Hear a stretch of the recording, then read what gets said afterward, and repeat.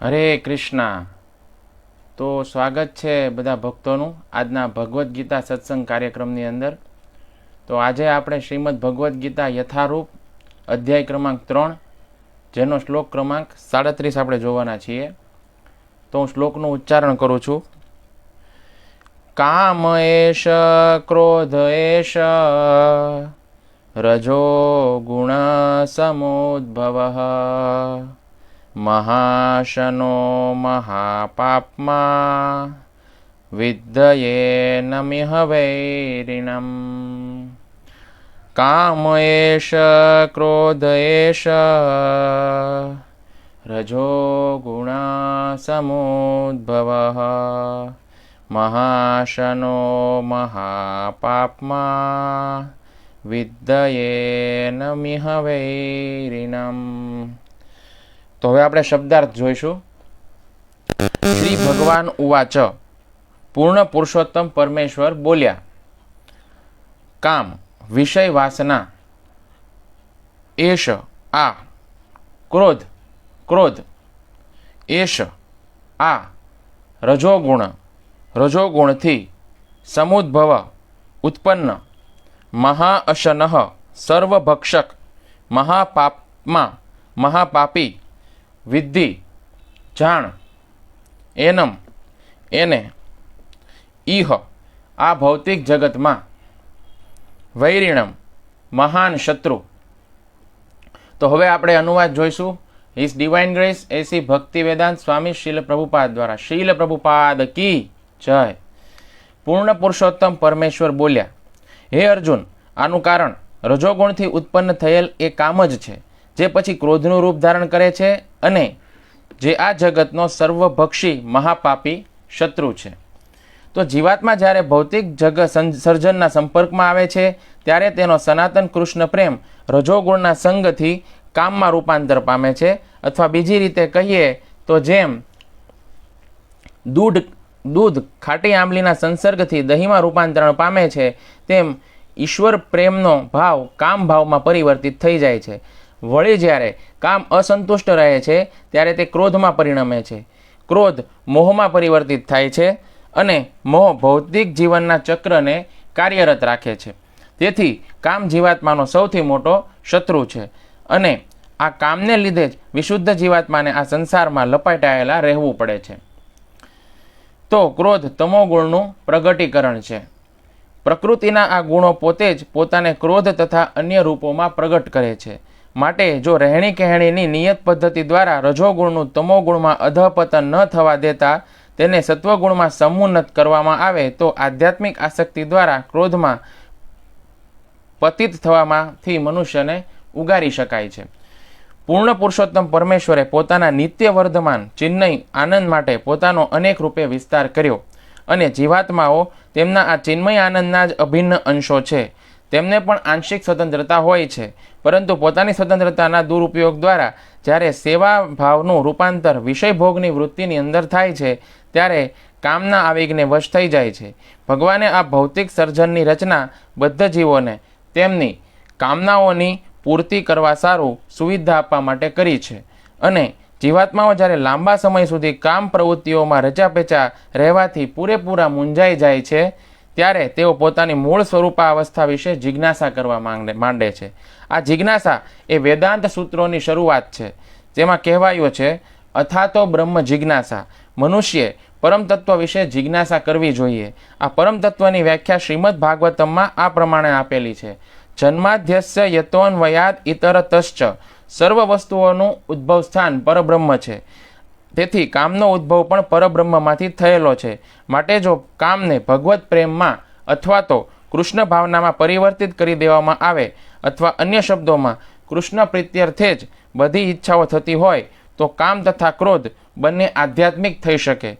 ભગવાન શ્રી રામના મહાન સેવક હનુમાનજીએ રાવણની સોનાની નગરી બાળીને પોતાનો ક્રોધ વ્યક્ત કરેલો હતો, પરંતુ એમ થવાથી તેઓ મહાન ભગવત ભક્ત થયા હતા. અહીં ભગવદ્ ગીતામાં પણ અર્જુનને ભગવાન પ્રેરે છે કે તેઓ પ્રસન્ન કરવા માટે પોતાના ક્રોધને શત્રુઓ ઉપર પ્રગટ કરે.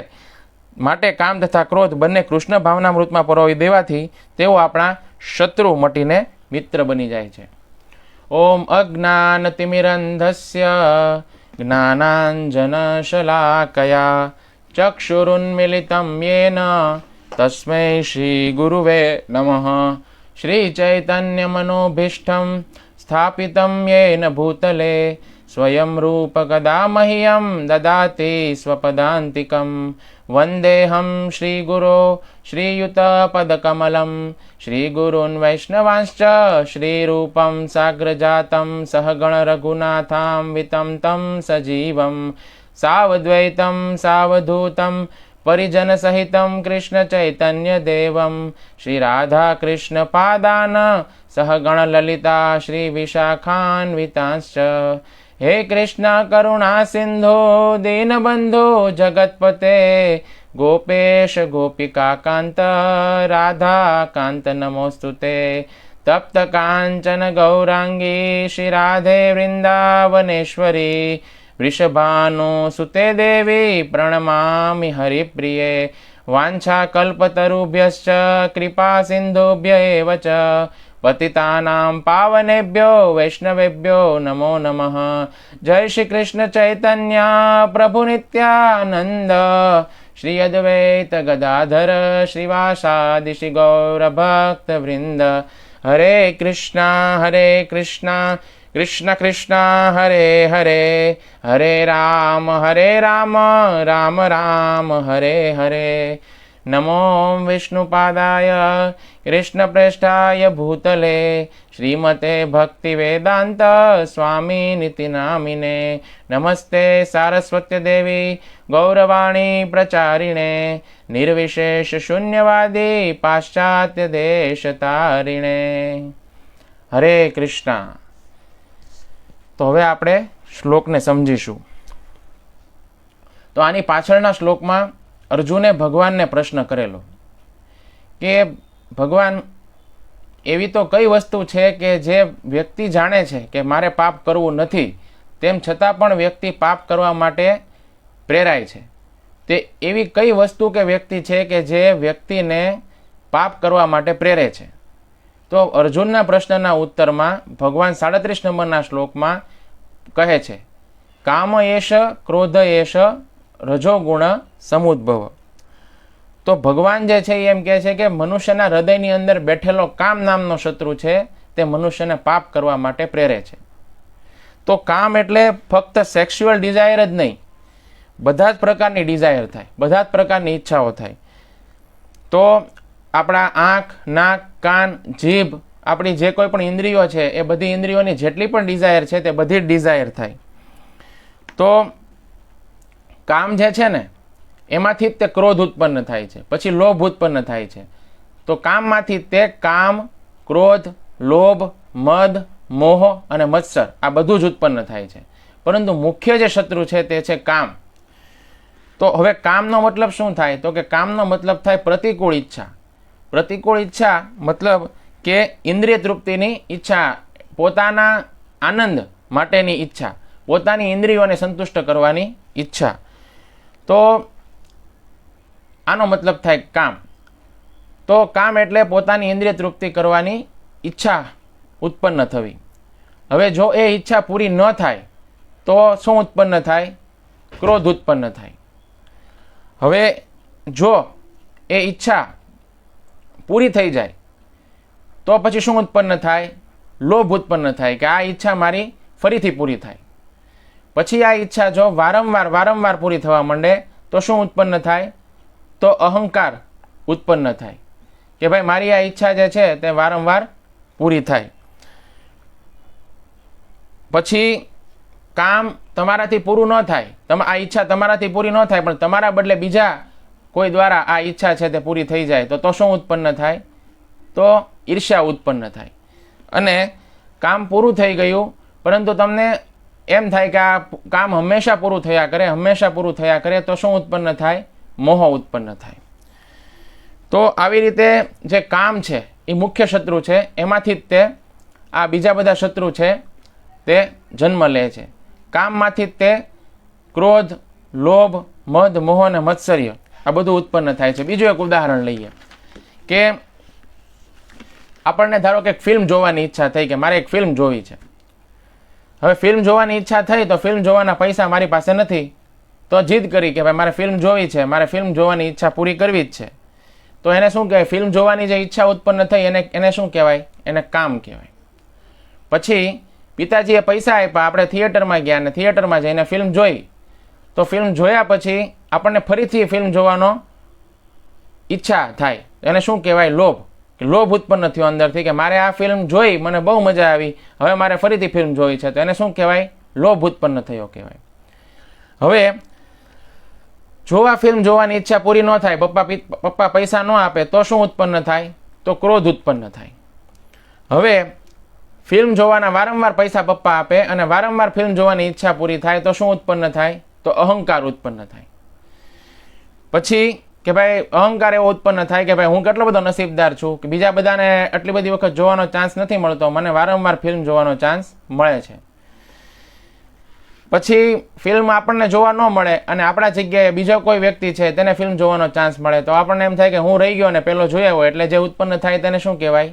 ઈર્ષ્યા કહેવાય.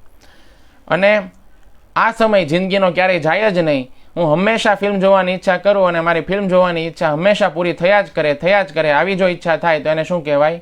મોહ કહેવાય. તો આ કામ જે શત્રુ છે, એ કામ શત્રુ જે છે એમાંથી બીજા બધા શત્રુ છે તે જન્મ લે છે અને એ આપણા દ્વારા પાપ કરાવે છે. તો ભગવાન એમ કહે છે કે હે અર્જુન, આ જે કામ શત્રુ છે તેને તું તારો નિત્ય વેરી જાણ.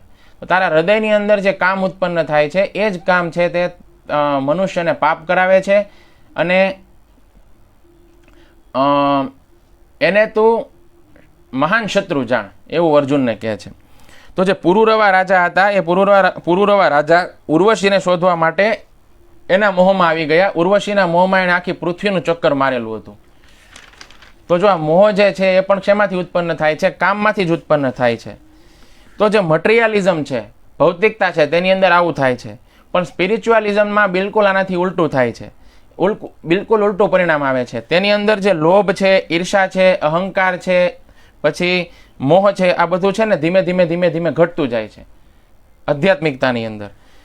કારણ કે તમે તમારું જે કામ છે ને તેને મદન મોહનના ચરણોની અંદર અર્પિત કરી દીધું છે. એટલા માટે જો આપણને પ્રાપ્ત ન થાય તો એક ભક્ત એવી ઈચ્છા રાખે છે કે કાંઈ વાંધો નહીં, મેં ઈચ્છા કરી, મને પ્રાપ્ત ન થયું તો જેવી હરિની ઈચ્છા, હરિ જેમ રાખે ને એમ આપણે રહેશું. જો પૂરું થાય તો એવું વિચારે કે ભાઈ હરિની બહુ પરમ કૃપા છે, હરિની ખૂબ દયા છે, એણે મને ખૂબ બધું આપ્યું છે, એની કૃપા છે. એને બિલકુલ અહંકાર આવતો નથી, કારણ કે એવું જ માને છે કે મારી પાસે જે કાંઈ પણ છે તે બધી ભગવાનની પ્રોપર્ટી છે, ભગવાન જ એના સ્વામી છે, હું તો ખાલી કેશિયર જ છું. કેશિયર શું કરે? તો કે બેંકની અંદર પૈસા ગણે, એની પાસે જે કાંઈ પણ પૈસા હોય એ પૈસાનો હિસાબ રાખે અને પૈસા પાછા પોતા તિજોરીમાં મૂકી દે. એમાંથી 1 રૂપિયો તે ઘરે નથી લઈ જતાનો, 1 રૂપિયાનો માલિક હોવાનો દાવો પણ ક્યારેય કેશિયર કરતો નથી. તો એની પાસે 10 લાખ રૂપિયા હોય તોય ભલે અને 10 રૂપિયા હોય તોય ભલે, એ પોતાને કરતા માનતો જ નથી. એ માને છે કે કરતા જે છે એ તો ઈશ્વર છે, એટલે એની અંદર કરતા ભાવ જે છે એ આવતો જ નથી. આમાં પહેલામાં એવો ભાવ છે, કામ જે છે ઉત્પન્ન થાય છે. ભૌતિકતાવાદી જે વિચારસરણી છે તેની અંદર એવો ભાવ છે કે એમાં મારે ખાવાનું છે અને મારે કરવાનું છે. અને જે આધ્યાત્મિકતા છે તેની અંદર એવી વિચારસરણી છે કે મારે ભગવાનને ખવડાવવાનું છે અને જે કાંઈ કરશે તે ભગવાન જ કરશે. હું સંપૂર્ણપણે ભગવાન ઉપર જ તે આશ્રિત છું. તો ધારો કે કોઈ ભક્ત છે તે ભગવદ્ ગીતા છે તેના ડિસ્ટ્રીબ્યુશન માટે રોડ ઉપર નીકળે છે 10 ગીતા લઈને કે આજે આ ગીતા જે છે એનું વિતરણ મારે કરવાનું છે. હવે સવારથી સાંજ પડી ગઈ પણ એક પણ ગીતા કોઈએ લીધી નહીં, એક પણ ગીતા વેચાણી નહીં. તો પછી એ ભક્ત જે છે એ ક્યારેય નિરાશ નથી થતો, એને ક્રોધ નથી આવતો, એની ઈચ્છા પૂરી ન થઈ તેમ છતાં એને ક્રોધ નથી આવતો, કારણ કે જે કાંઈ પણ કર્યું છે તેણે ભગવાનની સેવા માટે કર્યું છે, ભગવાનની પ્રસન્નતા માટે કર્યું છે. કોઈએ લીધી કે ન લીધી, પરંતુ ભગવાને તો જોયું ને, ભગવાન તો એની ડાયરીમાં નોંધ કરશે જ તે કે આણે મારા માટે પ્રયત્ન કર્યો. પ્રયત્ન કરવો આપણા હાથમાં છે, ભગવાન જે છે એ તો ખાલી પ્રયત્ન કરવા માત્રથી પ્રસન્ન થઈ જાય છે. અને જો કદાચ 10 ગીતામાંથી 9 ગીતા કે 8 ગીતા વેચાઈ જાય તો બહુ આનંદમાં આવી જશે, તો એને લોભ ઉત્પન્ન થશે કે હું વધારે ગીતા વેચું, તો બીજે દિવસે વધારે ગીતા લઈ અને વધારે ગીતા વેચવા જશે. પણ આ લોભ છે એ એને બાંધશે નહીં, આ લોભ છે એને લિબરેટ કરશે, આ લોભ જે છે તેને મુક્ત કરશે, કારણ કે એમાં તેનો પોતાનો અંગત સ્વાર્થ નથી, ભગવાનની પ્રસન્નતા માટે, ભગવાનની સેવા માટે તે કરે છે. એટલે આપણે લોભને છે ને ક્યારેય ગાયબ ન કરી શકીએ, લોભને આપણે સ્પિરિચ્યુઅલાઇઝ કરી શકીએ, કામને આપણે ગાયબ ન કરી શકીએ, કામને આપણે પ્રેમમાં રૂપાંતરિત કરી શકીએ. તો ખરેખર કામ જેવી વસ્તુ છે ને હકીકતમાં કાંઈ છે જ નહીં. ખરેખર છે એક જ વસ્તુ, એ છે પ્રેમ. તો આ જ જે પ્રેમ છે એ આપણો અને કૃષ્ણ વચ્ચેનો જે પ્રેમ છે એ જ મુખ્ય તત્વ છે આ સંસારની અંદર. પરંતુ આ જ પ્રેમ છે જ્યારે પોતાના તરફ આ વળી જાય છે ત્યારે એને કામ કહેવામાં આવે છે. એટલે એ જ કૃષ્ણ પ્રેમ જ્યારે પોતાના તરફ વળી જાય, સેલ્ફ સેન્ટર્ડ થઈ જાય, ત્યારે એ જ કૃષ્ણ પ્રેમ છે તે કોનું રૂપ ધારણ કરી લે છે? કામનું રૂપ ધારણ કરી લે છે. તો એને જ આપણે કૃષ્ણ તરફ વાળી દઈએ તો એ કૃષ્ણ પ્રેમ બની જાય છે, અને એ જ વસ્તુ જો આપણી તરફ વળી જાય તો એ કામ બની જાય છે. તો કામ એટલે પોતાના માટે ઈચ્છા કરવી, અને પ્રેમ એટલે કૃષ્ણ માટે ઈચ્છા કરવી, કૃષ્ણની પ્રસન્નતા માટે ઈચ્છા કરવી. ચૈતન્ય ચરિતામૃતની અંદર એવું કીધેલું છે, આત્મેન્દ્રિય પ્રીતિ વાંછા તારે બલિ કામ, કૃષ્ણેન્દ્રિય પ્રીતિ વાંછા ધરે પ્રેમ નામ. તો પ્રેમ છે એ ભગવાન તરફ છે આપણો, પરંતુ ભગવાનને મૂકી અને આપણે ભગવાનની જે પ્રકૃતિ છે એના તરફ મુખ કરીને બેઠા છીએ, ભગવાનની પ્રકૃતિને ભોગવવાની આપણે ઈચ્છા કરીએ છીએ, તો એ શું બની જાય છે? કામ બની જાય છે. તો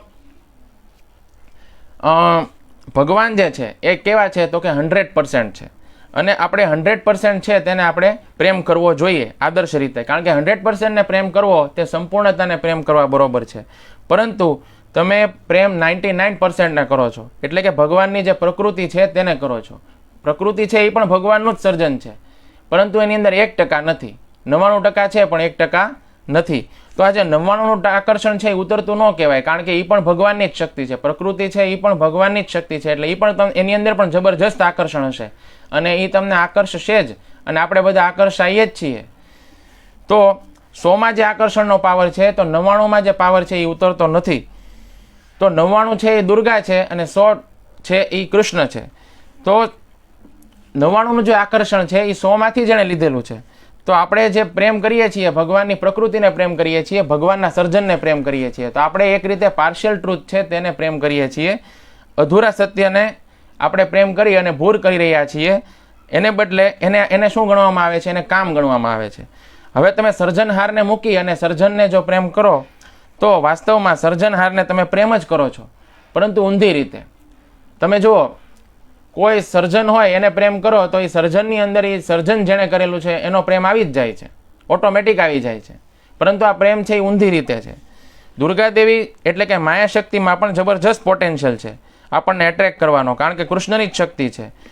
પરંતુ કૃષ્ણ જેવું સામર્થ્ય નથી એ શક્તિની અંદર. કૃષ્ણથી ઓછી બળવાન છે, કૃષ્ણની અંડરમાં છે. એટલે આપણે બંનેને કમ્પેર કરીએ, કૃષ્ણને અને કૃષ્ણની માયાને, તમે વધારે બ્યુટીફુલ, વધારે સુંદર છે કૃષ્ણ છે. પરંતુ આપણે તો કાં તો કૃષ્ણને જોયા નથી અથવા તો કૃષ્ણને ભૂલી ગયા છીએ, એટલે આપણે કૃષ્ણની માયાને જ સિલેક્ટ કરીએ છીએ. તમારી સામે 5 છોકરીઓને ઊભી રાખવામાં આવે અને એમાંથી તમે કોઈ એક છોકરી જે સૌથી વધારે દેખાવડી હોય તો એ છોકરીને તમે પસંદ પણ કરશો અને એની સાથે લગ્ન પણ કરશો. તો આવી રીતે માયા અને કૃષ્ણ બંનેને બાજુમાં ઊભા રાખવામાં આવે ને, તો કૃષ્ણ વધારે બ્યુટીફુલ છે, તો આપણે હંમેશા પસંદગી કૃષ્ણની જ કરશું. પણ દુર્ભાગ્ય એ છે કે આપણે કૃષ્ણને જોયા નથી, અને કાં તો આપણે કૃષ્ણને ભૂલી ગયા છીએ. તો કૃષ્ણને મૂકીને આપણે માયાને પ્રેમ કરવા માંડ્યા છીએ, અને માયા તો આકર્ષિત કરશે જ તે, કારણ કે એ 100 નથી પરંતુ 99 છે. તો કૃષ્ણ પ્રેમ જે છે એ ગુણાતીત અવસ્થા છે, અને જ્યારે આપણે કૃષ્ણને મૂકી અને આપણે તેને પોતાના તરફ વાળી દઈએ છીએ ત્યારે એક ભ્રમ ઉત્પન્ન થાય છે, જેને કામ કહેવામાં આવે છે. તો કામ જે છે એ એક પ્રકારનો પ્રેમ જ છે, પરંતુ ડાયરેક્શન ખોટી છે. ડાયરેક્શન કૃષ્ણ તરફ હોવી જોઈએ, એની બદલે ડાયરેક્શન આપણા તરફ છે, ખાલી સબ્જેક્ટ ચેન્જ થઈ જાય છે. તો તમે રચના કરી હોય કોઈ વસ્તુની, તમે કોઈ કૃતિની રચના કરી હોય અને હું એ વસ્તુને જ પ્રાધાન્ય આપું પણ રચનાકારને પ્રાધાન્ય ન આપું, તો બહુ મોટો અન્યાય ગણાય કે ન ગણાય? કોઈ વ્યક્તિ છે, પાર્થસારથીએ ચિત્ર દોર્યું છે, અને પાર્થસારથીએ ચિત્ર સરસ મજાનું દોરી અને એક જગ્યાએ મૂક્યું છે, અને બધા લોકો આવે છે. હવે કોઈ વ્યક્તિ આવે ને એમ કહે કે ભાઈ ચિત્ર બહુ સરસ છે, હો ભાઈ, ચિત્ર તો બહુ એટલે બહુ અફલાતુન બનાવ્યું છે, કોઈ પ્રકારની ખામી જ નથી, ચિત્ર એટલે કેવું પડે હો ભાઈ. તો એ એમ કે ભાઈ હું પાર્થસારથી એની નજીક જાય અને એમ પૂછે કે ભાઈ ચિત્ર છે ને તો મેં બનાવ્યું છે, તો પછી એને એક લાફો મારીને એમ કે ભાઈ તું આગો જા, તારું કાંઈ કામ નથી, મને તો આ ચિત્ર ગમે છે, ચિત્ર. તો ભાઈ એ ચિત્રને પ્રેમ કરે છે એનો મતલબ એ પાર્થસારથીને પણ પ્રેમ કરે છે, કારણ કે પાર્થસારથીએ જે ચિત્ર બનાવ્યું છે એનું જ સર્જન છે. તો જો ડાયરેક્ટ જે એનો સર્જનહાર છે એને પ્રેમ કરે, તેમાં સર્જનને પ્રેમ સર્જનને પ્રેમ કરવાની વાત એમાં આવી જ જાય છે.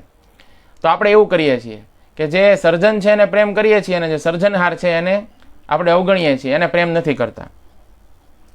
તો આપણે સર્જનહારને પ્રેમ કરીએ તો ઓટોમેટિક એના સર્જનને પ્રેમ કરવાની વાત એમાં આવી જ જાય છે. બંને વસ્તુ ભિન્ન નથી, બંને વસ્તુ એક જ છે. તો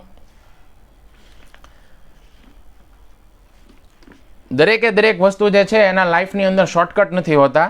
જેવી રીતે MBBS છે એની અંદર ડૉક્ટર બનવું હોય તો આપણે બીજે મેડિકલ કોલેજની અંદર એડમિશન લઈ અને 4 વર્ષ ભણીએ તો 4 વર્ષ પછી MBBSની ડિગ્રી પ્રાપ્ત થાય અને પછી આપણે સારા ડૉક્ટર બની અને બહાર નીકળી શકીએ. એવી જ રીતે આપણે જો આત્મજ્ઞાન પ્રાપ્ત કરવું હોય તો આપણે શું કરવું પડે? તો કે કામ અને પ્રેમ બંને એક જ છે એ જો સમજવું હોય તો એ થિયરીથી આપણને સમજાશે, પરંતુ જો આપણે ખરેખર જાણવું હોય તો આપણે પોતે આધ્યાત્મ માર્ગના પથિક બનવું પડશે. આપણે ગોળ કેવો છે એ તમને કોઈ વ્યક્તિ કહે તો તમને ખાલી થિયોરિટિકલ સમજાશે કે ભાઈ ગોળ આવો હોય, પરંતુ તમે જ્યારે ગોળ પોતે ખાશો ત્યારે ખબર પડશે કે ગોળ જે છે એ ખરેખર કેવો છે. ખાલી સાંભળવા માત્રથી તમને ખ્યાલ નહીં આવે. તો આ બધી વસ્તુઓ જાણવાનો મતલબ એક જ છે કે આપણે પોતે કામી ન બનીએ પરંતુ પ્રેમી બનીએ. તો આપણું કામ છે એને ભગવાન તરફ વાળવાનું. આપણું કામ જે છે તેને ભગવાન તરફ વાળીશું તો એ કામ ન રહીને શું બની જશે? પ્રેમ બની જશે. તો આપણે શું કરીએ? આપણે શું કરવાનું છે? તો કે ભગવાનનું નામ લેવાનું છે, ભગવાનનું નામ જપ કરવાનું છે. આપણે ભગવાનનું નામ લેશું તો ભગવાનનું નામ લેવામાં જ આપણો સાચો સ્વાર્થ છે. કારણ કે ભગવાન છે એ જ આપણા સાચા સગા છે, આપણા સાચા સંબંધી છે, આપણા સાચા હિતેચ્છુ છે, આપણા શુભચિંતક છે. બાકી બધા કહેવાતા સગા છે એ તો સ્વાર્થના સગા છે અને એ બધા જે છે તે ખાલી નામના જ છે સાથીઓ. તો આપણે થિયરી સાંભળતા હોઈએ છીએ પરંતુ આપણે એનો થિયરી તો આપણે સાંભળતા હોઈએ છીએ પરંતુ આપણે તેનો ક્યારેય અમલ કરતા નથી. તો નાનું બાળક છે એ કોઈ જગ્યાએ તોફાન કરતું હોય અને નાનું બાળક જે છે તેને અટકાવવા માટે આપણે શું કરીએ છીએ? બાળકને કંઈક કામ આપી દઈએ છીએ, કાં તો કોઈ રમકડું આપી દઈએ છીએ અને કોઈક જગ્યાએ બાળકને આપણે એંગેજ કરી દેતા હોઈએ છીએ. એટલે બાળક શું કરે છે? તો કે તોફાન કરતું બંધ થઈ જાય છે. તો હવે હાથ જે છે ને એ બાળકનો ખાલી ન રહેવો જોઈએ. મૂળ પ્રશ્ન એ છે કે બાળકનો હાથ છે એ કાંઈક ને કાંઈક એમાં હોય તો એ બાળક જે છે એમાં એંગેજ રહે. તો આપણે શું કરવાનું છે? બાળકના હાથની અંદર તલવાર છે અત્યારે, તો એ તલવારને હાથમાંથી લઈ અને બાળકના હાથમાં લાડવો મૂકી દેવાનો છે. એટલે બાળક છે એ ફરી વખત તલવાર નહીં પકડે અને લાડવો જે છે એ એનાથી લાડવો ખાઈ નહીં બાળક જે સંતુષ્ટ રહેશે. એટલે કામનું પણ એવું જ છે. કામની જે શક્તિ છે ને એને પરિવર્તિત કરવી પડે, એને ભગવાન તરફ વાળવી પડે. તો ધીરે ધીરે આ જે પ્રોસેસ છે તે બહુ છે ને ધીરજ માગી લે તેવી પ્રોસેસ છે. જેમ કે આપણે પંખાની સ્વિચ બંધ કરીએ તો પંખો છે તે તરત બંધ નથી થતો, પંખો ધીમે ધીમે બંધ થાય છે. એવી જ રીતે આપણે અનંતકાળથી આપણે આ આદતના ગુલામ બનેલા છીએ. આપણે અનંતકાળથી બધા અનેક શરીરની અંદર બધા ભોગો ભોગવતા આવ્યા છીએ. તો આપણા જે અનંતકાળથી જે આપણી અંદર ઊંડે સુધી જે સંસ્કારો પડેલા છે તે સંસ્કારો શેના છે? ભોગના છે. તો આપણે બધા શું કરીએ છીએ? ખૂબ બધા ભોગ ભોગવતા આવ્યા છીએ. તો અનંતકાળના સંસ્કારો જે છે એને કારણે થઈને આપણે પણ અત્યારે ભોગ વિલાસની અંદર પડેલા છીએ. ભગવાનની માયા જે છે તેના ગુલામ બની ગયા છીએ. તો આનાથી આપણે જો મુક્ત થવું હોય, આ એડિક્શનમાંથી મુક્ત થવું હોય તો આપણે નવી આદત કેળવવી પડશે. કેમ કે આ બધી જૂની આદતને છોડવી હોય તો નવી આદત પણ કેળવવી પડે ને. તો આપણે શું કરવું પડે? તો કે ઉર્જાને નિયંત્રિત કરવી પડે, બ્રહ્મચર્યનું પાલન કરવું પડે. એના માટે આપણે એ પ્રકારનો આહાર લેવો પડે. આપણે હંમેશા કૃષ્ણ પ્રસાદ જ લેવો જોઈએ અને કૃષ્ણને અર્પિત કરેલું ભોજન જ આપણે ખાવું જોઈએ. રજોગુણી અને તમોગુણી આહાર છે તેનો આપણે ત્યાગ કરવો જોઈએ. પછી વહેલા ઉઠવું જોઈએ, વહેલા ઉઠીને સ્નાન કરવું જોઈએ, પછી વહેલા સૂઈ જવું જોઈએ, અતિશય તીખું અને તળેલું ન ખાવું જોઈએ, નિયમિત રીતે ભક્તોનો સંગ કરવો જોઈએ, ભગવાનની કથા જે છે તેને નિયમિત રીતે સાંભળવી જોઈએ અને ભક્તો જે છે ઉન્નત ભક્તો તેનો આપણે સંગ કરીશું તો જે એનો આજુબાજુનો જે ઓહરા હોય છે, એની આજુબાજુનો જે ભાવ હોય છે તે આપણી અંદર ટ્રાન્સફર થાય છે આપણા હૃદયની અંદર. આ સૌથી વધારે આ બધાની અંદર મહત્વનું છે ભગવાનના નામનો જપ કરવો. તો ભગવાનના નામનો આપણે જપ કરીશું, હરે કૃષ્ણ કૃષ્ણ કૃષ્ણ હરે હરે, હરે રામ રામ રામ હરે હરે, હરે કૃષ્ણ કૃષ્ણ કૃષ્ણ હરે હરે, હરે રામ રામ રામ હરે હરે. તો ભગવાનના નામનો જપ આપણે કરશું ને તો ભગવાનના નામના એટલી બધી શક્તિ છે કે એને કારણે આપણને બળ મળે છે. તો કામ ઉપર વિજય પ્રાપ્ત કરવો એ બહુ અઘરી બાબત છે, બહુ સરળ બાબત નથી. પરંતુ કોઈ વ્યક્તિ છે એણે જો કામ ઉપર વિજય પ્રાપ્ત કરી લીધો એનો મતલબ કે એણે દુનિયા જીતી લીધી, એ તરી ગયો સંસારમાંથી, અને અંતિમ સ્ટેજ એ છે. એટલે વ્યક્તિ જે છે એ જો કામ ઉપર વિજય પ્રાપ્ત કરી લે તો એ વ્યક્તિ ગુરુ બનવાને લાયક છે. તો ગુણો જે છે તેનો ક્રમ બદલાતો રહેશે, પરંતુ આપણે મેક્સિમમમાં મેક્સિમમ કેવી રીતે સતોગુણના સંપર્કમાં રહી શકીએ, સતોગુણમાં આપણે જીવન જીવી શકીએ એનો આપણે પ્રયત્ન કરવો જોઈએ, એનો આપણે અભ્યાસ કરવો જોઈએ. જો આપણે આવી રીતે જીવનના 30, 40, 50 વર્ષ સુધી પ્રેક્ટિસ કરી હોય અને બધાથી દૂર રહેવાની, તો પછી જો કામ આપણા જીવનની અંદર આવે તો આપણે કામને બાયપાસ કરી શકીએ. એક સમય એવો પણ આવે છે કે જ્યારે ભગવાન માટે આપણો પૂરેપૂરો પ્રેમ છે તે વિકસિત થઈ જાય છે. ભગવાન માટે રડવું પણ આવે છે. અત્યારે આપણને સંસાર માટે રડવું આવે છે, પરંતુ આપણને ભગવાનની માટે પણ રડવું આવે. અત્યારે અમારા જે ગુરુ મહારાજ છે, રાધા ગોવિંદ ગોસ્વામી મહારાજ, એ ભગવાન માટે રડે છે. જ્યારે ભગવાનની કથા સાંભળે છે અને ભગવાનની કથાની અંદર કોઈ પ્રસંગ આવે, એમાં ભગવાનનું નામ આવે અને ભગવાનને પીડા થાય એવો કોઈ પ્રસંગ આવે ખાસ કરીને, તો મહારાજ જે છે તેના આંખમાંથી અશ્રુધારા વહેવા માંડે છે. તો આપણે સંસાર માટે રોઈએ છીએ અને ભગવાન માટે રોવે છે. તો આ જે જીવન છે તેની પરમ સિદ્ધિ છે. તો એક સમય આપણા જીવનમાં એવો આવે છે કે ભગવાન માટે આવો પૂર્ણ પ્રેમ વિકસિત થઈ જાય છે, અને પછી ભગવાનની સેવામાં જેટલો બધો સમય પસાર થતો હોય, એટલો બધો સમય વ્યતીત થતો હોય કે પછી કામ છે એના માટે કોઈ પ્રકારનો ટાઈમ જ રહેતો નથી. અને પછી જડમૂળથી જ્યારે જે કામ છે તે નષ્ટ થઈ જાય છે, ત્યારે પછી કામના કોઈ પ્રકારના વિચાર જ મગજમાં નથી આવતા. પછી આપણને શું થાય છે તો કે થૂકવાનું મન થાય છે. જે મહાભાગવતનું સ્તર છે તે એચીવ થઈ જાય છે. નરોત્તમ દાસ ઠાકુર છે, જે આપણા આચાર્ય છે ગૌડીય પરંપરાના, એ એના ભજનની અંદર એમ કહે છે કે હું જ્યારે આના ઉપર વિચાર કરું છું ને ત્યારે મને થૂકવાનું મન થાય છે. તો અત્યારે તો શું થાય છે, બધા ભોગોને જોઈને આપણને એને ચાટવાનું મન થાય છે. તો આપણે ચાટવાથી થૂકવા તરફ જવાનું છે. તો આ સ્પિરિચ્યુઅલ જર્ની છે, અને સ્પિરિચ્યુઅલ જર્ની છે એ બિલકુલ ઇઝી નથી. તો કામને આપણે કાબૂમાં કરવું એ કાંઈ નાની સૂની બાબત નથી. તો આનો આપણે અભ્યાસ કરવો પડે, આનો આપણે પ્રેક્ટિસ કરવી પડે, અને એની માટેના સ્ટેપ છે જે સંતોએ આપણને આપેલા છે, શાસ્ત્રોએ આપણને આપેલા છે. સૌથી મેઇન તો આપણી છે ને એ જીભ છે. જીભને કંટ્રોલમાં લાવવી ખૂબ જરૂરી છે, કારણ કે રજોગુણી અને તમોગુણી ખોરાક આપણે બંધ કરવો પડશે. ભગવાનને ઓફર કરેલો શુદ્ધ કૃષ્ણ પ્રસાદ જ આપણે ખાવો પડશે. સતોગુણી લાઈફસ્ટાઈલ આપણે ડેવલપ કરવી પડશે. બુદ્ધિ અને મનથી આપણે પ્રયાસો શરૂ કરવા પડશે. મેઇન વસ્તુ છે તે ભગવાનને આપણે પ્રાર્થના કરવી જોઈએ કે હે ભગવાન, મને આમાંથી તમે બહાર કાઢો. ભગવાન સિવાય કોઈ આપણને માયામાંથી બહાર કાઢી શકે નહીં, કારણ કે ભગવાને કીધું છે 7મા અધ્યાયની અંદર, દેવી એશા ગુણમયી મમ માયા દુરત્યયા મામેવ યે પ્રપદ્યંતે માયા મહેતામ તરંતી તે. તો ભગવાન જે છે એના ઈશારાથી માયા કાર્ય કરનારી છે. જેવી રીતે કોઈ એક પાલતુ કૂતરો એના માલિકના ઈશારાથી કામ કરે છે, અને કોઈ મહેમાન આવે તો એમ કે કૂતરાને આઘો વ્યો જા, હેરાન ન કરતો, પછી કૂતરો એને હેરાન નથી કરતો. એવી રીતે આપણે જ્યારે ભગવાનને પ્રાર્થના કરીએ કે હે ભગવાન, મને તમારી માયામાંથી છોડાવો, તો ભગવાન એક સમયે આપણા પ્રયત્નોથી ખુશ થશે, અને પછી ભગવાનના ઈશારાથી માયા છે એ આપણને હેરાન કરવાનું બંધ કરી દેશે. તો પછી કાં તો કામ રહેશે અને કાં તો પ્રેમ રહેશે.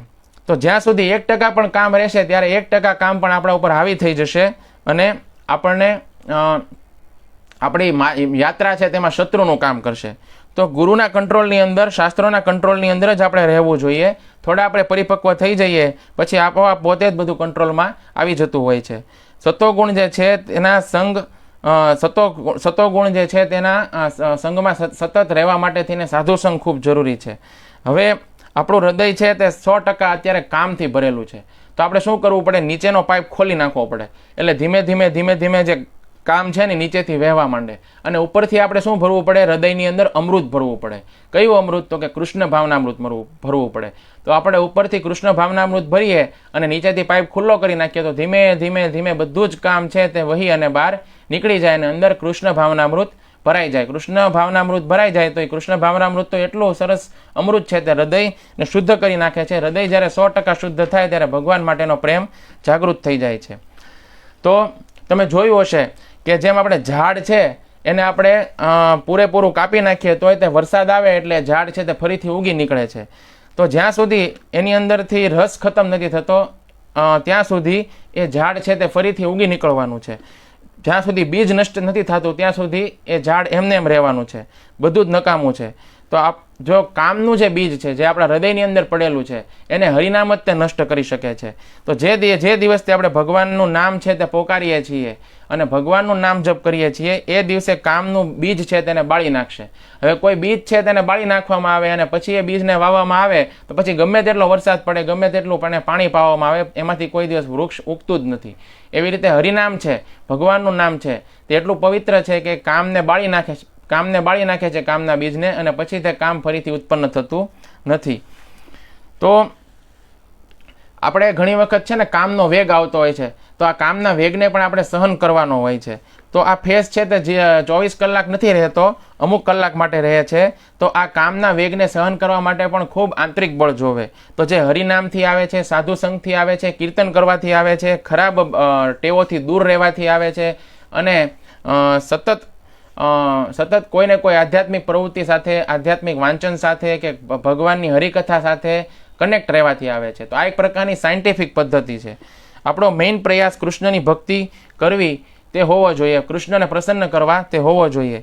કામને કાબૂમાં ક્યારે કરવું પડે? જ્યારે આપણે કામને વશીભૂત થયા હોઈએ. આત્મા તો ક્યારેય કામને વશીભૂત થતો જ નથી, પરંતુ આત્મા શરીરની અંદર, પંચમહાભૂતની અંદર બદ્ધ થયેલો છે, એટલા માટે આપણું જે શરીર છે તે કામને વશીભૂત થાય છે.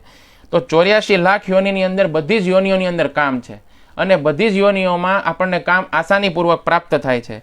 અનંત વર્ષોથી આપણે આ જ કરતા આવ્યા છીએ, અને તોય પણ કશું આપણને આમાંથી પ્રાપ્ત થયું નથી, અને તેમ છતાં આપણે એ જ કરવામાં આપણા જીવનના કિંમતી વર્ષો ખર્ચી રહ્યા છીએ. કશું પ્રાપ્ત થયું? તમે બધા મને જણાવો કે આમાંથી તમને શું પ્રાપ્ત થયું. કોઈ એક વ્યક્તિ મને કહે કે ભાઈ મને આમાંથી આ વસ્તુ પ્રાપ્ત થઈ, તો આપણે માનીએ કે ભાઈ કંઈક અર્થપૂર્ણ પ્રાપ્ત થયું.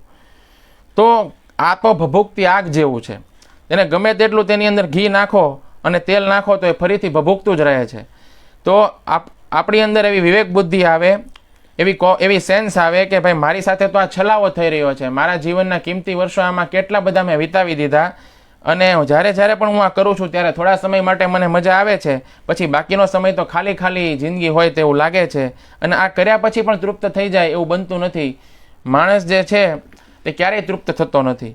જયાતિ મહારાજ એવું કહે છે કે આ સંસારના તમામ પ્રકારના પ્રાણીઓ, તમામ પ્રકારની સ્ત્રીઓ અને તમામ પ્રકારના સંસાધનો જો મને એકસાથે ભોગવવા દેવામાં આવે, તેમ છતાં પણ ક્યારેય તૃપ્તિ મળતી નથી, તૃપ્તિનો અહેસાસ થતો નથી. તો આવું યયાતિ મહારાજ કહે છે. તો પછી વિવેક બુદ્ધિ દોડાવવી પડે કે આખી જિંદગી જતી રહેશે, તેમ છતાં પણ આમાં મને ક્યારેય સુખ પ્રાપ્ત થવાનું નથી. તો આપણને શાંતિ અને સુખ જોઈએ છે, અને એ પણ પરમેનન્ટ જોઈએ છે. આપણે પરમેનન્ટ સુખ અને પરમેનન્ટ શાંતિ અને પરમેનન્ટ આનંદની શોધમાં બધા છીએ કે નહીં? દુઃખ કોને જોઈએ છે? હું હમણાં કહીશ ને કે દુઃખ કોને જોવે છે, તો કોઈ આંગળી ઊંચી નહીં કરે. બધા એમ કહે છે કે અમારે સુખી થવું છે, અમારે સુખ જ જોઈએ છે.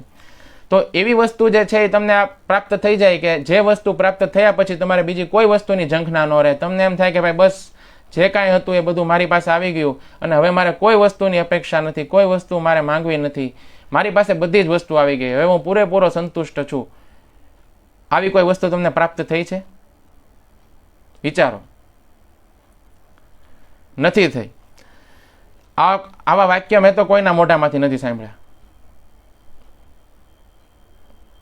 હું તો ગમે તેને મળું તો આપણે પૂછું કે ભાઈ કેમ છો, તો એ એમ કે ભાઈ મજામાં છીએ. અરે યાર, હોસ્પિટલમાં છો તોય તમે એમ કહો બાટલા ચડેશ ને મજામાં છું, એમ કઈ રીતે બની શકે?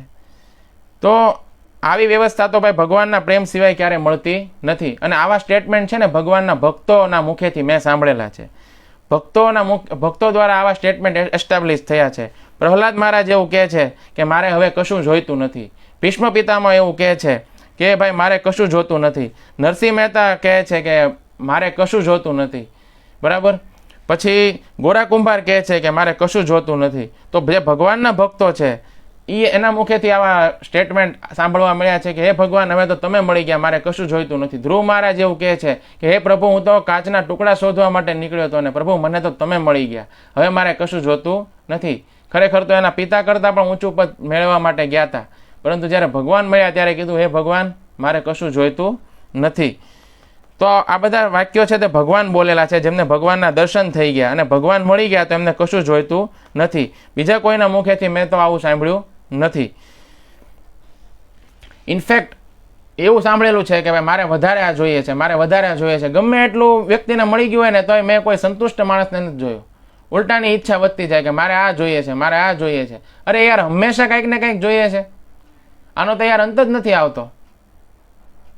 આખું જીવન માણસ દોડધામ કરે. ગમે તેટલી ઉંમરનો વ્યક્તિ હોય, જેને મળીએ એને પૂછીએ તો ગમે એ વ્યક્તિ એમ જ કે મારે આ જોઈએ છે, મારે આજે આ બાકી છે, આ બાકી છે. અરે ભાઈ, જીવનમાં કોઈ એવો તબક્કો આવે છે કે નહીં કે કોઈ ઈચ્છા તમારી બધી ઈચ્છા પૂરી થઈ જાય? ના, આવો તો તબક્કો ક્યારેય આવતો જ નથી. લોકોને વધારે ને વધારે જોઈએ છે. તો ભગવાનનો પૂર્ણ સાક્ષાત્કાર થઈ જાય તો પછી 100% કામ છે તે નષ્ટ થઈ જાય. અને આ સત્ય છે.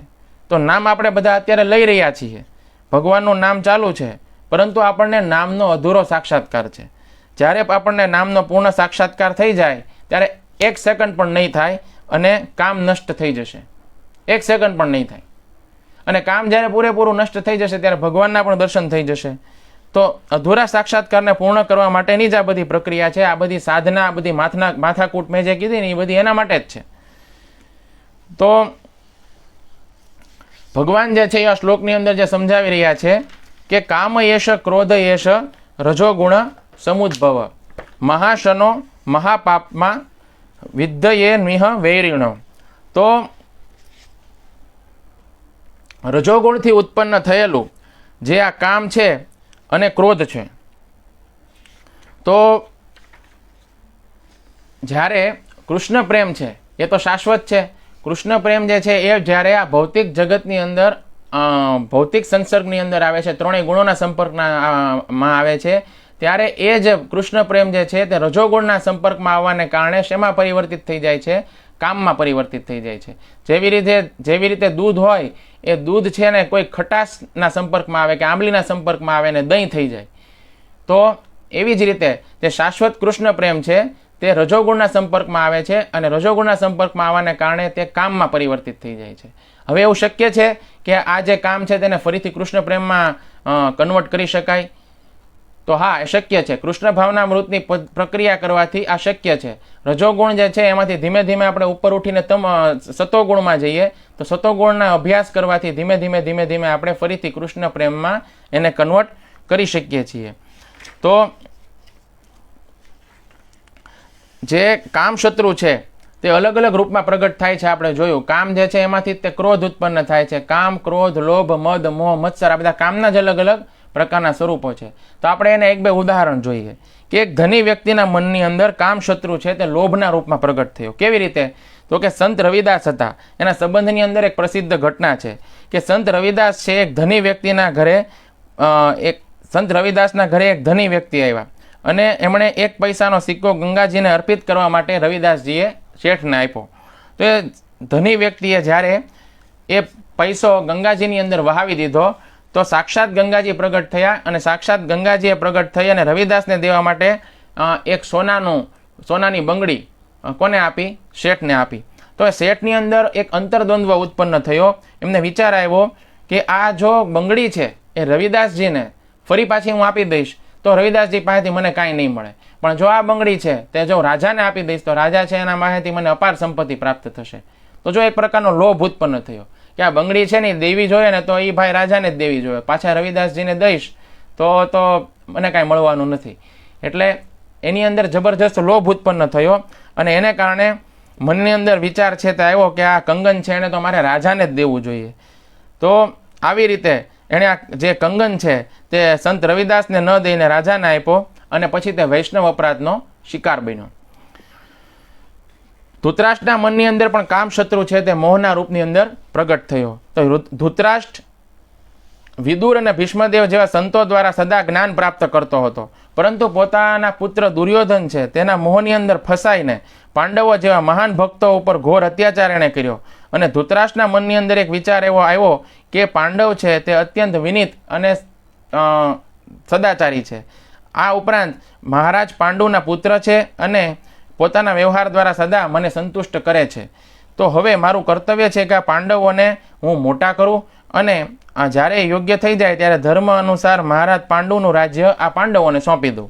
પરંતુ એની અંદર સ્થિત જે કામશત્રુ હતો એ કામશત્રુ પોતાના પુત્રના પ્રત્યે મોહના રૂપમાં પ્રગટ થયો અને એના મનની અંદર એ વિચાર ઉત્પન્ન કરી દીધો કે યદિ રાજ્ય પાંડવોને જો સોંપી દઈશ તો શું થશે, તો કે મારો પુત્ર જે દુર્યોધન છે તેનું હૃદય અત્યંત દુઃખી થઈ જશે, અને જો એનું હૃદય અત્યંત દુઃખી થઈ જશે તો હું પણ દુઃખી થઈ જઈશ. એટલા માટે મારો પુત્ર દુર્યોધન તો આખું રાજ્ય પ્રાપ્ત કરવાના સપના અત્યારે જોઈ રહ્યો છે. યદિ એની આ ઈચ્છામાં થોડી ઘણી પણ બાધા ઉત્પન્ન થશે તો એ અત્યંત દુઃખી થઈ જશે. તો દુર્યોધન છે એ તો મને મારા પ્રાણ કરતાં પણ વધારે પ્રિય છે, માટે યદિ કોઈ વાતનું દુઃખ થશે તો મને પણ એ વાતનું બહુ વિશેષ દુઃખ થશે. એટલા માટે દુર્યોધન ચાહે છે કે પાંડવોને રાજ્ય ન મળે અને જીવનભર પાંડવોને અપમાનિત થવું પડે, તો પછી એવું જ થવા દઈશ. દુર્યોધન જે છે એની ખુશીમાં તે મારી ખુશી છે. આ પ્રકારે ધૃતરાષ્ટ્રે દુર્યોધનની સાથે મળી અને પાંડવો ઉપર અનેક પ્રકારના અત્યાચાર કર્યા અને વૈષ્ણવ અપરાધના શિકાર થયા. તો જુઓ, આ જે કામ નામનો શત્રુ છે તે મોટા મોટા ભક્તોના પણ અપરાધ કરાવે છે. તો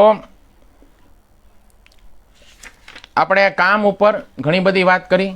કામ જે છે તેને ફરીથી કૃષ્ણ પ્રેમમાં કઈ રીતે કન્વર્ટ કરી શકાય એના ઉપર પણ વાત કરી.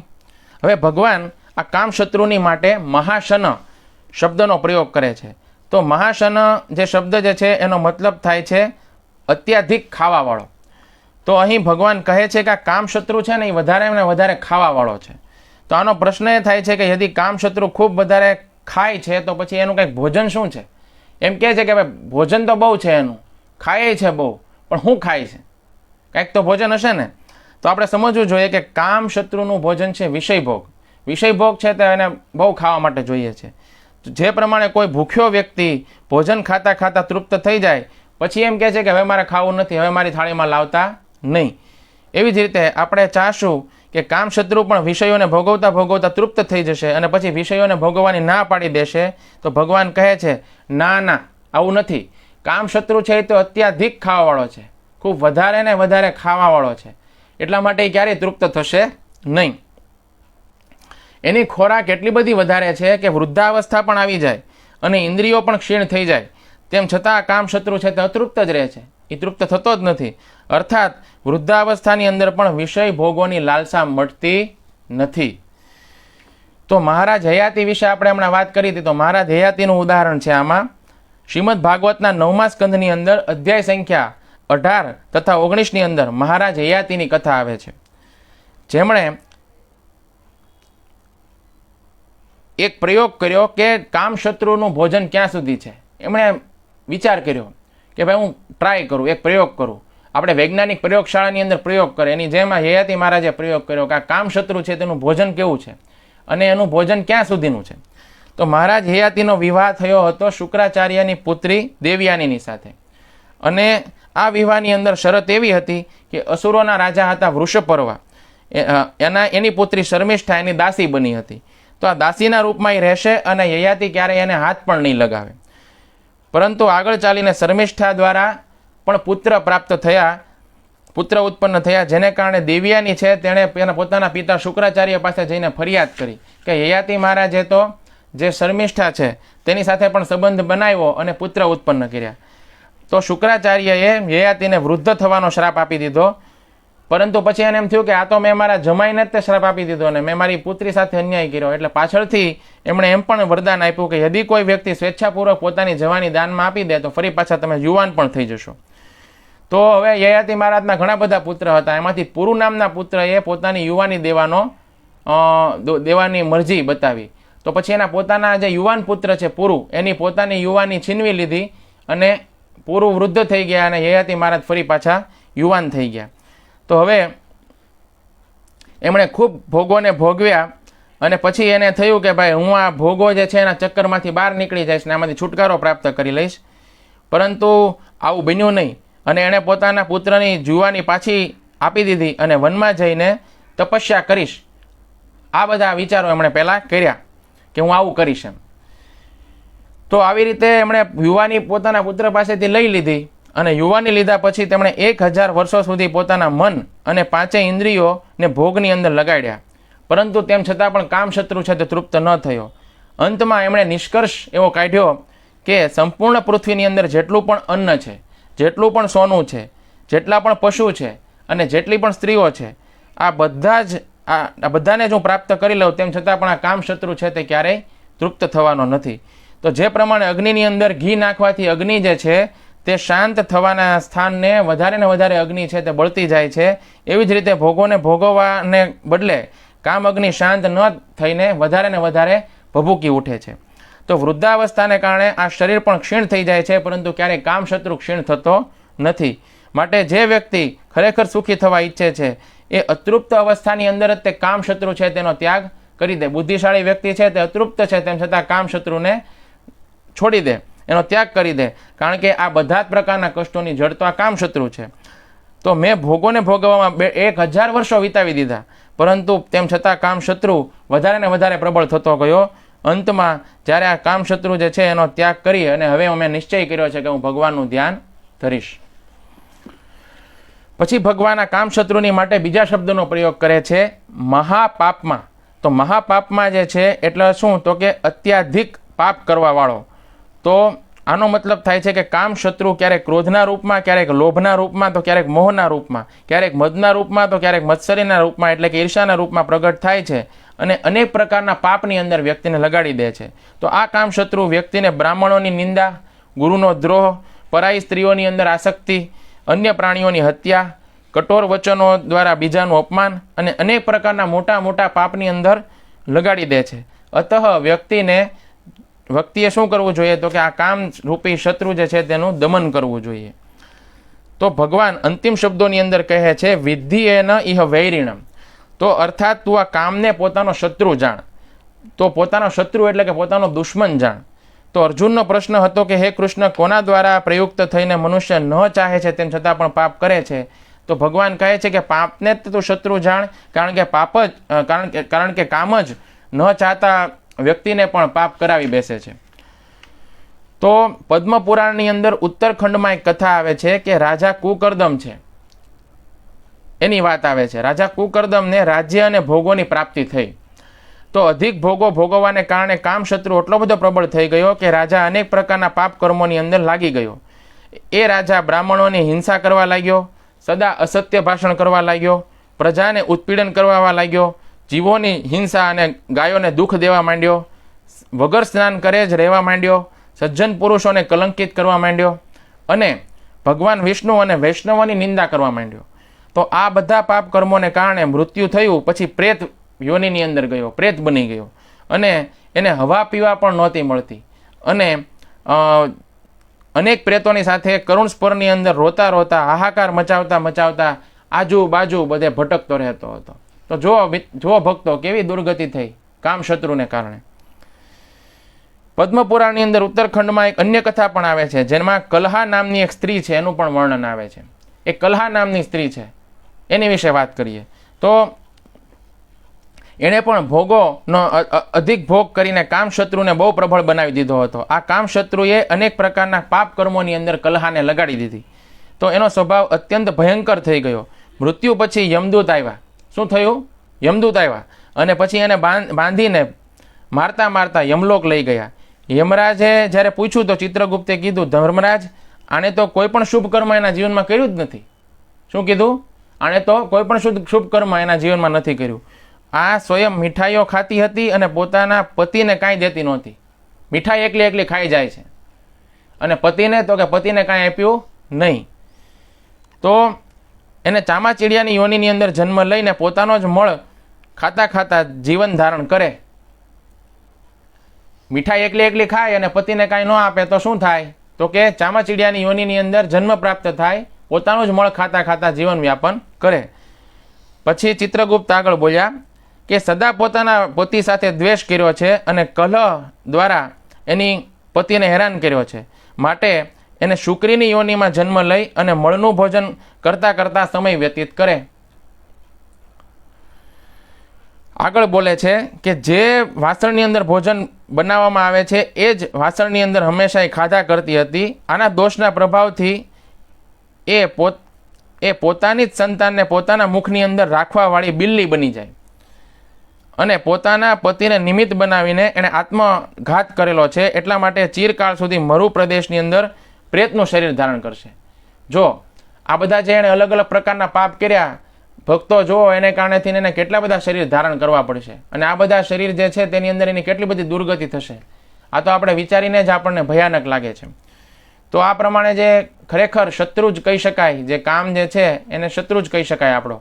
તો આપણે કામ જે છે તે ક્યારેય આપણને તૃપ્ત કરવાનો નથી, આવો આપણને સંદેશ આ શ્લોકમાંથી પ્રાપ્ત થાય છે. તો અતૃપ્ત અવસ્થામાં જ જ્યારે કામ છે ત્યારે એને આપણે ત્યાગ કરવાનો આપણે પ્રયત્ન કરવો જોઈએ, અને કૃષ્ણ ભક્તિ અને કૃષ્ણ ભાવનામૃત દ્વારા આપણે કૃષ્ણ પ્રેમ જાગૃત કરવાનો પ્રયત્ન કરવો જોઈએ. તો અહીં આગળ આપણે પ્રભુપાદે જે પ્રમાણે તાત્પર્યમાં કીધું તે પ્રમાણે સમસ્ત ચર અચર દ્રશ્ય અદ્રશ્ય બધા જ પદાર્થ આ શ્રી કૃષ્ણમાંથી ઉદ્ભૂત છે. ભગવાન જે શ્રીમદ ભાગવતમ છે તેમાં કીધું છે જન્માધ્યસ્ય અતઃ, માટે કામ અને ક્રોધ એક દ્રષ્ટિકોણથી કૃષ્ણમાંથી જ આવેલા છે. શ્રી કૃષ્ણમાંથી આવેલા હોવાને કારણે શ્રી કૃષ્ણની અંદર લગાડીને એને શુદ્ધ કરી શકાય છે. કામ અને ક્રોધ બંને પોતાની ઇન્દ્રિય તૃપ્તિ માટે હોય તો સર્વનાશ કરનારા છે, પરંતુ જ્યારે એ કૃષ્ણની સેવાની અંદર પ્રયુક્ત કરી દેવામાં આવે તો એ ભક્તિ બની જાય છે. જેવી રીતે શ્રી હનુમાનજી છે, તેમને જ્યારે ક્રોધ આવ્યો તો એમણે આખી લંકા છે તેને સળગાવી નાખી. ફલતઃ શું થયું તો કે ભગવાનના પ્રિય બની ગયા. અને અર્જુન પણ ભગવાન જે છે તેની પ્રસન્નતા માટે યુદ્ધ કરવાનો ભગવાન ખુદ અર્જુનને આદેશ આપે છે, અને અર્જુન છે એને યુદ્ધ કરવા માટે ક્રોધ છે તે આવશ્યક છે, પરંતુ શ્રી કૃષ્ણના આદેશ અનુસાર કરવામાં આવેલો ક્રોધ પણ કલ્યાણકારી છે, એ ભક્તિ જ છે. તો અર્જુન દ્વારા યુદ્ધ કર્મ છે એ પાપ યુક્ત ન થઈને ભક્તિમય કાર્ય છે. તો અહીં શ્રીલ પ્રભુપાદ લખી રહ્યા છે કે ત્રણેય લોકની અંદર જેટલા પણ બદ્ધ જીવ છે તે બધા રજોગુણથી ઉત્પન્ન થયેલા કામ અને ક્રોધથી અભિભૂત થયેલા છે, પરંતુ અજ્ઞાની જીવ પોતાની અંદર જ પોતાના શત્રુને સમજી શકતા નથી. તો જે શત્રુ તેમને પાપ કર્મની અંદર લગાવી રહ્યો છે એમાં જ પોતાની પહેચાન હંમેશા કરે છે. તો એકમાત્ર શ્રી કૃષ્ણ જ આપણા પરમ મિત્ર છે, અને જે આપણને આ શત્રુની પહેચાન એટલે કે શત્રુની ઓળખાણ આપણને બતાવી રહ્યા છે. આપણો મિત્ર હોય એ જ આપણને બતાવે ને કે ભાઈ તારો શત્રુ કોણ છે, તારું અહિત કોણ કરે છે. તો કૃષ્ણ આપણા સાચા મિત્ર છે, એટલા માટે આપણને એ બતાવી રહ્યા છે કે તમારું સૌથી વધારે અહિત કરનાર, તમારું સૌથી વધારે દુર્ગતિ કરનાર કયો શત્રુ છે તો કે કામ છે. તો આપણે શ્રી કૃષ્ણની આ શિક્ષાને સમજી લેવી જોઈએ, અને પાપ અને નરકથી જતાં આપણે પોતાની જાતને બચાવવી જોઈએ. હરે કૃષ્ણ કૃષ્ણ કૃષ્ણ હરે હરે, હરે રામ રામ રામ હરે હરે. તો આશા છે કે આ શ્લોકની ઉપર મેં જે કાંઈ પણ વ્યાખ્યા કરી સરળ ભાષાની અંદર એ આપ સૌ ભક્તોને સમજાણી હશે. અને આજની મુખ્ય શિક્ષા એ છે કે કામ જે છે તે શાશ્વત કૃષ્ણ પ્રેમ જ છે, પરંતુ એ જ્યારે પોતાની ઇન્દ્રિય તૃપ્તિ તરફ એની ડાયરેક્શન હોય છે તો એને કામ કહેવામાં આવે છે, અને એ જ કામ જ્યારે કૃષ્ણ તરફ વળી જાય છે તો એ કૃષ્ણ પ્રેમ કહેવાય છે. તો કૃષ્ણ પ્રેમ પ્રાપ્ત કરવા માટે આપણે હરે કૃષ્ણ મહામંત્રનો જપ કરવો જોઈએ. તો જે કોઈ પણ ભક્તો પ્રથમ વખત સાંભળી રહ્યા છે તો એ ભક્તોને નિવેદન છે કે ભગવાનનું નામ છે તે પરમ કલ્યાણકારી છે, દશે દિશામાં મંગળ કરનારું છે, અને કળિયુગના સમયમાં ભગવાનનું નામ છે એ જ સર્વ કાંઈ છે. તો જે કોઈ પણ ભક્તો માળા નથી કરતા એ ભક્તોને નિવેદન છે કે એક માળા કરવાથી શરૂઆત કરે. એક માળાની અંદર 108 મણકા હોય છે, અને 108 વખત આપણે હરે કૃષ્ણ મહામંત્ર છે તેનું ઉચ્ચારણ કરવાનું હોય છે. તો હરે કૃષ્ણ મહામંત્ર જે છે તેની એક માળા સૌએ કરવી, જેનાથી પરમ કલ્યાણ થશે અને અનર્થો નિવૃત્ત થશે અને કામમાંથી આપણને મુક્તિ પ્રાપ્ત થશે. પછી જેમ જેમ માળાનો અભ્યાસ થાય તેમ તેમ આપણે ધીમે ધીમે નામ જપની સંખ્યા વધારવી જોઈએ. જે ભક્તો 16 માળા કરે છે એને 16થી પણ વધારે માળા કરવી જોઈએ. તો જેમ જેમ આપણે ભગવાનનું નામ છે તો આપણા જીવનની અંદર આપણે સ્થાન આપશું ભગવાનના નામને, ભગવાનની કથાને, અને આપણા કાનના માધ્યમથી જ્યારે ભગવાનની કથા આપણા હૃદય સુધી પહોંચશે તો ભાગવતમાં કીધું છે નષ્ટ પ્રાયશું અભદ્રેશું નિત્યમ ભાગવત સેવયા. તો આપણા હૃદયની અંદર રહેલા જે અનર્થો છે, આપણા હૃદયની અંદર રહેલા છે આપણા હૃદયની અંદર રહેલી જે મલિનતા છે તે બધી દૂર થઈ જશે, હૃદયનું શુદ્ધિકરણ થશે, અને હૃદય જ્યારે શુદ્ધ થશે ત્યારે આપણને આ જ જીવનની અંદર ભગવાનના દર્શન થશે, આ જ જીવનની અંદર આપણને ભગવત પ્રાપ્તિ થશે. તો આજના દિવસ માટે આટલું જ. ફરી મળીશું આવતીકાલે એક નવા શ્લોક સાથે. ગ્રંથરાજ શ્રીમદ ભગવદ્ ગીતા કી જય. जगतगुरु श्रील प्रभुपाद महाराज की जय। गीता सुनने वाले सब भक्त वृंद की जय। निताय गौर श्री प्रेमानंदे हरि हरि बोल।